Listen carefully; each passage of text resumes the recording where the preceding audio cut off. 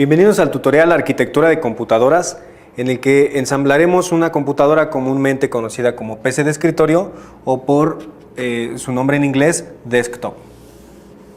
En esta semana todos ustedes han revisado cuáles son los conceptos básicos de la arquitectura de una computadora, como por ejemplo los dispositivos de entrada-salida, qué es una CPU, cuáles son los tipos de procesadores, etc.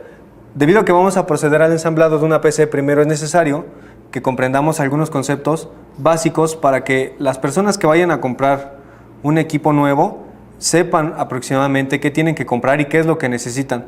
Recordemos qué es el CPU. El CPU físicamente pues es un pequeño gabinete en el que tenemos ciertas ranuras para el CD, algunas traen ranuras aún para floppy o para lectores de memoria.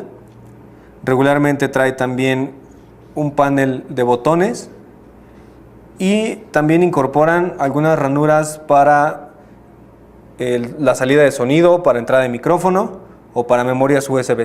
Bien, ¿qué necesitamos para armar nuestra computadora? Para armar este CPU, lo primero que vamos a necesitar pues es el gabinete.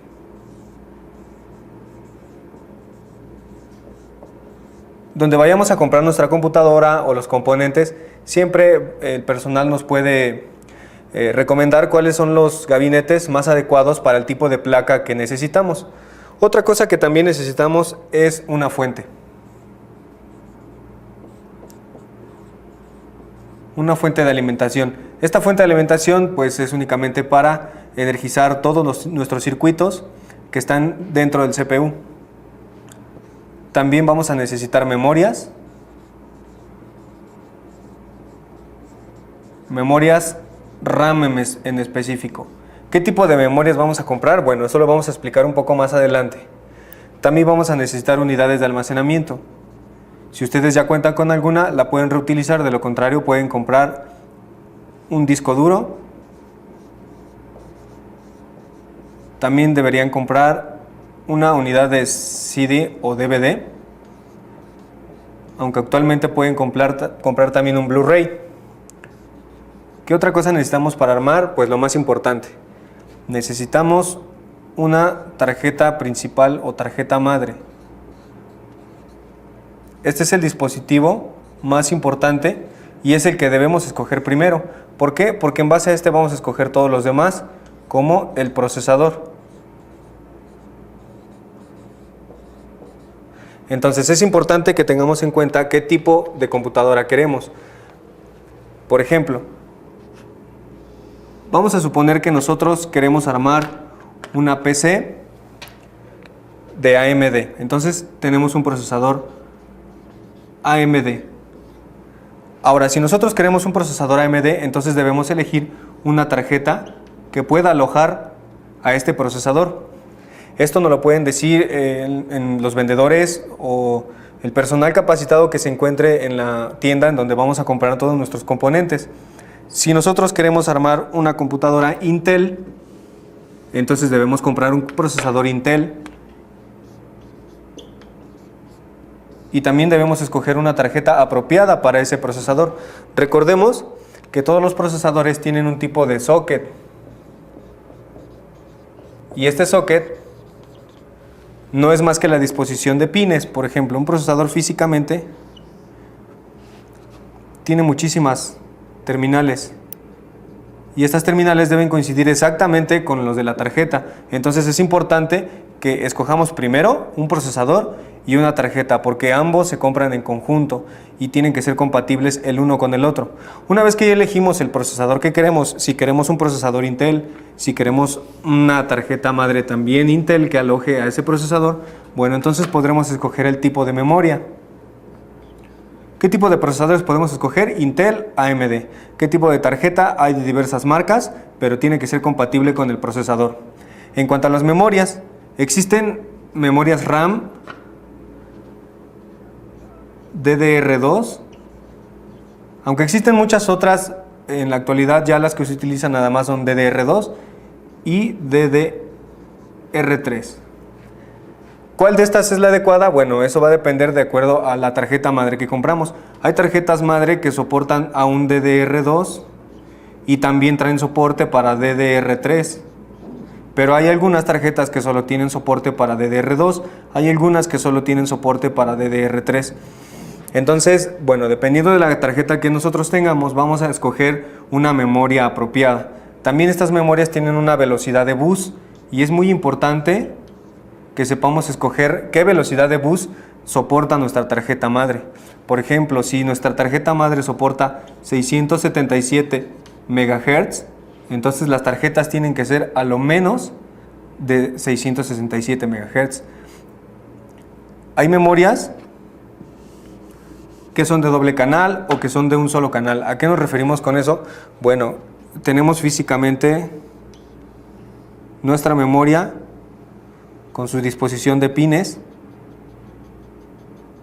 y las memorias de doble canal incorporan circuitos integrados en una cara y del otro lado también incorporan circuitos integrados. Las que solamente son de un canal solo incorporan circuitos integrados de un lado. También tenemos que tomar en cuenta si nuestra tarjeta madre soporta de doble canal o de un solo canal.